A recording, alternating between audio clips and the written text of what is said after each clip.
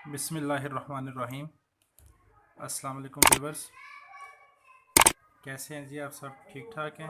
उम्मीद है आप सब खैरियत से होंगे। तो आज हम एक नई वीडियो के साथ आपके लिए हाजिर हैं बेटा। तो आज हम आपको biology first year class chapter number 3 इसमें मौजूद अहम शॉर्ट क्वेश्चंस के मुतल्लिक बताएंगे और स्मार्ट सिलेबस के अकॉर्डिंग कौन कौन से टॉपिक्स शामिल हैं, पहले हम उनके मुतल्लिक बताएंगे, फिर हम आपको शॉर्ट क्वेश्चंस बताएंगे और साथ साथ वो एक्सप्लेन करते जाएंगे ताकि आपको अच्छे तरीके से समझ आ जाए। चलें जी, बिस्मिल्लाह करते हैं, स्टार्ट करते हैं जी। Chapter number 3 enzymes. एंजाइम्स में पहले तो हम ये देखते हैं कि स्मार्ट सिलेबस में कौन कौन से टॉपिक्स शामिल हैं। बेटा एंजाइम्स का ये जो इंट्रोडक्शन है ये थ्रू आउट सारा स्मार्ट सिलेबस में शामिल है। इसके बाद कैरेक्टरिस्टिक्स ऑफ एंजाइम, एंजाइम्स की खसूसियात, ये टॉपिक भी स्मार्ट सिलेबस में शामिल है, इंक्लूड है। इसके बाद बेटा जी मैकेनिज्म ऑफ एंजाइम एक्शन, ये भी स्मार्ट सिलेबस में शामिल है। और इसके बाद ये जो factors affecting the rate of enzyme action है ये आपने नहीं करने। फिर इसके बाद आपने जो लास्ट पॉइंट इस चैप्टर में करना है वो इनहिबिटर्स हैं। ठीक है बेटा जी। अच्छा जी, इस पूरे चैप्टर में आपने 4 टॉपिक्स करने हैं जो कि स्कीम ऑफ स्टडी के अकॉर्डिंग इस चैप्टर में मौजूद हैं। तो आप सपोज होप सो आप लोगों ने इसको नोट कर लिया होगा। अब हम टॉपिक की तरफ चलते हैं, आपको शॉर्ट क्वेश्चंस बताते हैं कि कौन कौन से शॉर्ट क्वेश्चंस इस चैप्टर में मौजूद हैं। अच्छा, सबसे पहले मैं आपको बताता चलूं कि अक्सर पेपर में ये शॉर्ट क्वेश्चन पूछ लिया जाता है, व्हाट आर एंजाइम्स, कि एंजाइम्स क्या होते हैं। तो आपने बेटा एंजाइम्स पे शॉर्ट सा नोट लिखना है। इसमें आपने बता देना है कि एंजाइम्स प्रोटीन होती हैं जो कि केमिकल रिएक्शन के दौरान इस्तेमाल होती हैं, उसको स्पीड अप कर देती हैं। मतलब ये कि एंजाइम खुद इस्तेमाल नहीं होते बल्कि प्रोडक्ट बनाने के लिए और रिएक्शन के रेट को फास्ट करने के लिए बहुत ज़्यादा ज़रूरी होते हैं। नंबर 1 तो आपने एंजाइम की डिफाइन कर लेनी है, पहला शॉर्ट क्वेश्चन। इसके बाद बेटा आपने एक्टिव साइट की डिफाइन करनी है, इंतहाई इंपॉर्टेंट दूसरा शॉर्ट क्वेश्चन। आपको पता है कि एक्टिव साइट क्या होती है? एंजाइम का वो ख़ास पोर्शन, चार्ज बियरिंग पोर्शन, जो कि केमिकल रिएक्शन में हिस्सा लेता है, उस पोर्शन को क्या कहते हैं? एक्टिव साइट कहते हैं। ठीक है जी। इसके बाद आपने सबस्ट्रेट की डिफाइन कर लेनी है। सबस्ट्रेट ऐसा सबस्टांस जिसके साथ एंजाइम ने रिएक्ट करना है, उस सबस्टांस को क्या कहेंगे? सबस्ट्रेट कहा जाएगा। अच्छा बेटा, इसके बाद आपने कोफैक्टर की डिफाइन करनी है। कोफैक्टर क्या होता है? Non protein part of an enzyme, किसी भी एंजाइम का नॉन प्रोटीन पार्ट कोफैक्टर कहलाता है। सही है बेटा। अच्छा जी, इसके साथ साथ ये 3 डेफिनेशंस और बड़ी इंपॉर्टेंट यहाँ पे साइड व्यू में लिखी भी हुई हैं, साइड बॉक्स में। एक्टिवेटर क्या होता है? प्रोस्थेटिक ग्रुप क्या होता है? कोएंजाइम क्या होता है?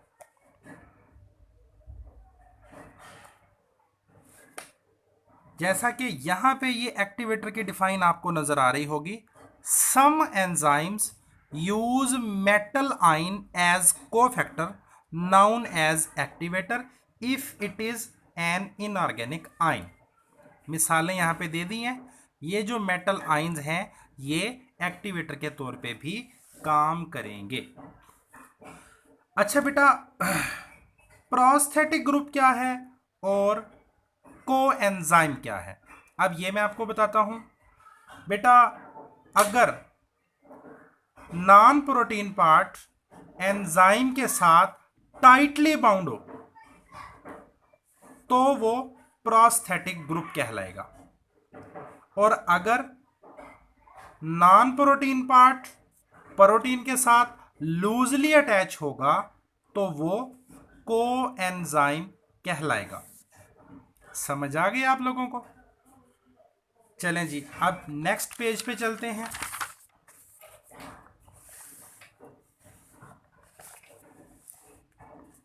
जैसा कि मैंने आपको बेटा ये समझा भी दिया है, इस पे यहाँ डेफिनेशंस लिखी भी हुई हैं।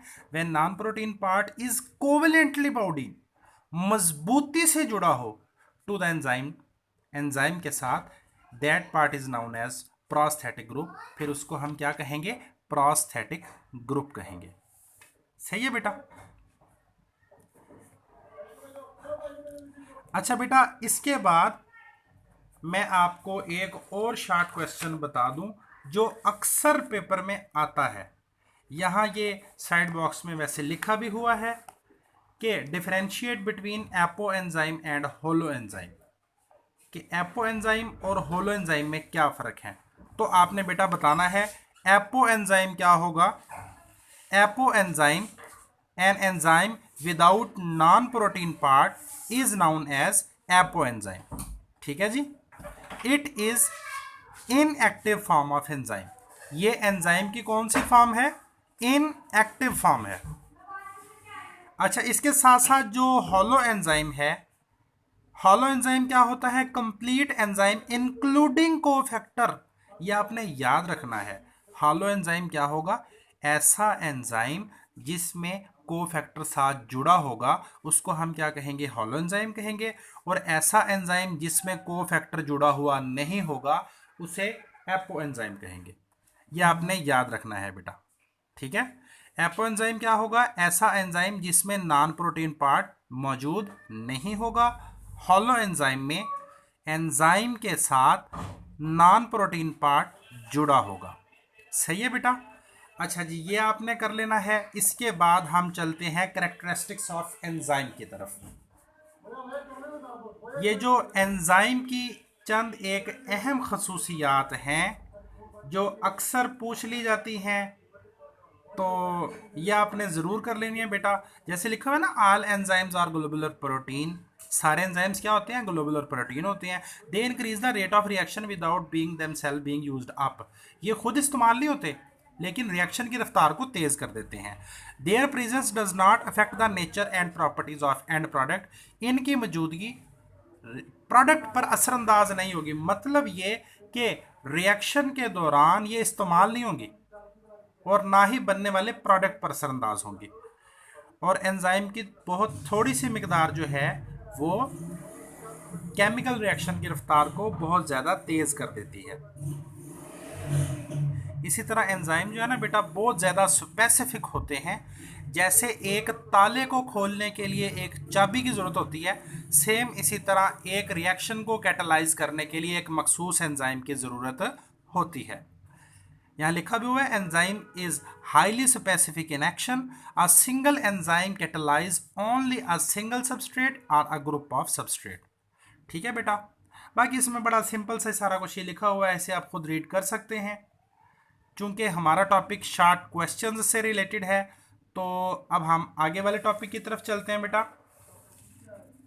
जो नेक्स्ट टॉपिक है वो है मैकेनिज्म ऑफ एंजाइम एक्शन, के एंजाइम का काम करने का तरीकाकार। जैसा कि बेटा सबस्ट्रेट की डिफाइन मैंने आपको स्टार्ट में बता दी है कि सबस्ट्रेट ऐसा सब्सटेंस जिसके साथ एंजाइम ने रिएक्ट करना है, उस सब्सटेंस को हम क्या कहेंगे? सबस्ट्रेट कहेंगे। अच्छा जी, इसमें जो अहम शॉर्ट क्वेश्चंस हैं वो दो हैं बेटा जी। एक तो है बाइंडिंग साइट और दूसरा है कैटालाइटिक साइट। सही है जी। हाँ बेटा, ये जो बाइंडिंग साइट्स होती है ना, अच्छा ये आप याद रखिएगा कि बाइंडिंग साइट्स और कैटालिटिक साइट्स ये दोनों साइट्स एंजाइम के ही हिस्से हैं, मतलब एंजाइम के पार्ट्स हैं ये। बाइंडिंग साइट जो होती है वो सबस्ट्रेट को रिकॉग्नाइज करने में एंजाइम की मदद करती है। सही है जी। और जो कैटालिटिक साइट होती है वहां पे प्रॉपर कैटालिसिस का अमल होगा। जैसे लिखा हुआ है, activated catalytic sites catalyse the transformation of the substrate into product. Catalytic site वो साइट होगी जो कि सबस्ट्रेट को प्रोडक्ट में चेंज करने के लिए हमारी मदद करेगी। सही है जी, मतलब एंजाइम की मदद करेगी हमारी, तो उसने क्या मदद करनी है। अच्छा जी, इसके बाद बेटा ये शॉर्ट क्वेश्चन दोबारा नोट कर लें आप लोग कि बाइंडिंग साइट और कैटालिटिक साइट में डिफरेंस आ सकता है। बाइंडिंग साइट एंजाइम की वो साइट होगी जो सबस्ट्रेट को रिकॉग्नाइज करने में एंजाइम की मदद करेगी, जबकि कैटालिटिक साइट जो होगी वो प्रोडक्ट बनाने के लिए कंप्लीट रिएक्शन में एंजाइम की मदद करेगी। अच्छा बेटा, इसके बाद जो लास्ट टॉपिक है इस लास्ट शॉर्ट क्वेश्चन जो है इस टॉपिक का, वो है लॉक एंड की मॉडल नंबर 1 और नंबर 2 इंड्यूस फिट मॉडल। अच्छा, ये आपने याद रखना है, लॉक एंड की मॉडल जो है ये एमल फिशर ने पेश किया था। कब पेश किया था? 1890 में पेश किया था। अच्छा, एमल फिशर ने क्या कहा? एमल फिशर ने कहा कि जैसे एक ताले को खोलने के लिए एक मखसूस चाबी की जरूरत होती है, बिल्कुल इसी तरह एक रिएक्शन को कैटालाइज करने के लिए एक मखसूस एंजाइम की जरूरत होती है। और एक और बड़ी इंपॉर्टेंट लाइन जो कि एमल फिशर ने कही थी, एमल फिशर ने कहा था कि एक्टिव साइट जो है वो रिजिड स्ट्रक्चर है। ये आपने याद रखना है बेटा, ठीक है। इसके बाद हम दूसरे मॉडल की तरफ चलते हैं जो है इंड्यूस फिट मॉडल। अच्छा जी, इंड्यूस फिट मॉडल कोशलैंड ने 1959 में पेश किया था, 1959 में। अच्छा, कोशलैंड ने जो मॉडल पेश किया, कोशलैंड ने कहा कि ये जो एक्टिव साइट्स होती है ना, ये अपनी शेप को चेंज कर सकती हैं, ये रिजिड स्ट्रक्चर नहीं होती। ये लिखा हुआ, enzymes are not rigid structure. समझ आ गई आप लोगों को बेटा? उम्मीद है आपको इसकी समझ आ गई होगी। अब हम बेटा फाइनल आखिरी टॉपिक की तरफ चलते हैं, इस चैप्टर के आखिरी टॉपिक की तरफ। वो कौन सा है? अल्हम्दुलिल्लाह, इनहिबिटर। बेटा इनहिबिटर ऐसा केमिकल सब्सटेंस जो एंजाइम की जगह पर सबस्ट्रेट के साथ मिल जाता है और प्रोडक्ट नहीं बनने देता। ये इनहिबिटर की डिफाइन अक्सर पेपर में आ जाती है, आपने याद कर लेनी है। इनहिबिटर क्या होगा? ऐसा सब्सटेंस जो कि एंजाइम की जगह पर सबस्ट्रेट के साथ मिल जाएगा और सबस्ट्रेट को प्रोडक्ट में कन्वर्ट नहीं होने देगा। अच्छा बेटा, इनहिबिटर की फर्दर 2 टाइप्स हैं, इरिवर्सिबल इनहिबिटर और रिवर्सिबल इनहिबिटर। बेटा ये भी पेपर में डिफरेंस आ सकता है कि differentiate between irreversible inhibitor and reversible inhibitor. तो आपने बताना है इरिवर्सिबल इनहिबिटर ऐसे इनहिबिटर होंगे जो अगर सबस्ट्रेट के साथ एक बार मिल जाएं तो वो परमानेंटली जुड़ जाते हैं और दोबारा सबस्ट्रेट से नहीं उतरते। ठीक है जी। अच्छा जी, इसी तरह इरिवर्सिबल इनहिबिटर क्या होते हैं? ये ऐसे इनहिबिटर हैं जो कि लूज एसोसिएशन बनाएंगे सबस्ट्रेट या एंजाइम के साथ। ठीक है बेटा, ऐसे इनहिबिटर जो एंजाइम के साथ लूज एसोसिएशन बना लें और कुछ टाइम के बाद डीटैच हो जाएं, उससे अलहदा हो जाएं, साइड पे हो जाएं, वो कौन से होंगे? रिवर्सिबल इनहिबिटर होंगे। और इरिवर्सिबल इनहिबिटर कौन से होंगे? ऐसे इनहिबिटर जो अगर एंजाइम के साथ एक दफ़ा जुड़ जाए तो वो परमानेंटली जुड़ जाएंगे, उससे अलग नहीं होंगे, उसकी एक्टिविटी को कंप्लीटली स्टॉप कर देंगे। ठीक है जी। अच्छा जी, आखिरी शॉर्ट क्वेश्चन वो है कंपिटिटिव इनहिबिटर और नॉन कंपिटिटिव इनहिबिटर, इनके दरमियान फर्क। बेटा ये भी बहुत सादा, बहुत सिंपल सा पॉइंट है, ये भी आप ध्यान से सुन लें। कंपिटिटिव इनहिबिटर ऐसे इनहिबिटर होते हैं जो कि एंजाइम के साथ कंपीट करते हैं सबस्ट्रेट से जुड़ने के लिए। चूंकि इसके नाम में भी इसका जवाब मौजूद है, कंपिटिटिव, यानी कि कंपटीशन करेंगे। ऐसे इनहिबिटर जो एंजाइम की एक्टिव साइट के साथ कंपटीशन करेंगे कि सबस्ट्रेट के साथ मैं जुड़ूंगा, वो कहेगा नहीं मैं जुड़ूंगा, वो कहेगा नहीं मैं जुड़ूंगा। मतलब एंजाइम की एक्टिव साइट और कंपिटिटिव इनहिबिटर, इन दोनों के दरमियान मुकाबला होगा कि कौन सबस्ट्रेट के साथ जुड़ता है। सही है बेटा। इसके बाद नॉन कंपिटिटिव इनहिबिटर ऐसे इनहिबिटर होंगे जो मुकाबला नहीं करेंगे, बल्कि एंजाइम की एक्टिव साइट को सबस्ट्रेट के साथ जुड़ने देंगे, लेकिन खुद जाके और किसी साइट पे जुड़ जाएंगे और एक्टिविटी को स्टॉप कर देंगे। सही है बेटा। होप सो आपको इन सारे टॉपिक्स की समझ आ गई होगी। इस चैप्टर में मौजूद अहम शॉर्ट क्वेश्चंस का हमने आपको बता दिया है, प्लस हमने आपको ये भी बता दिया है कि स्मार्ट सिलेबस में कौन कौन से टॉपिक्स इस चैप्टर में शामिल हैं, इंक्लूड है।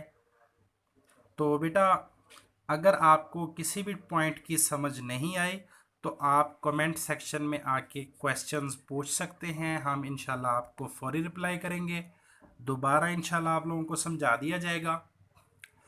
तो काइंडली आप हम राफे एकेडमी का ये जो चैनल है, यूट्यूब चैनल, इसको सब्सक्राइब कर लें, बेल आइकन को दबा लें ताकि हर चैप्टर के जैसे ही वीडियोस तैयार हों आप तक वो पहुंच जाएं, नोटिफिकेशन पहुंच जाएं।